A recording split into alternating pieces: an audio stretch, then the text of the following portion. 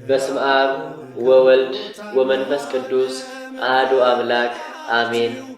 ክርስቶስ ተንሥአ እሙታን በዐቢይ ኃይል ወሥልጣን አሰሮ ለሰይጣን አግዓዞ ለአዳም ሰላም እምይእዜሰ ኮነ ፍስሐ ወሰላም።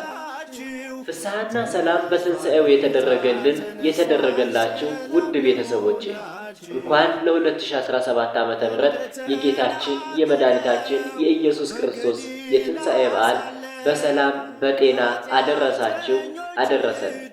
ይህንን በዓል ያዘኑትን እያረጋጋን፣ የተከዙትን እያጽናናን፣ የደከሙትን እያበረታን፣ ተስፋ ያጡትን ተስፋ እየሆንን፣ የተራቡትን እያበላን፣ የተጠሙትን እያጠጣን፣ የታረዙትን እያለበስን እንድናሳልፈው መልእክቴን አስተላልፋለሁ።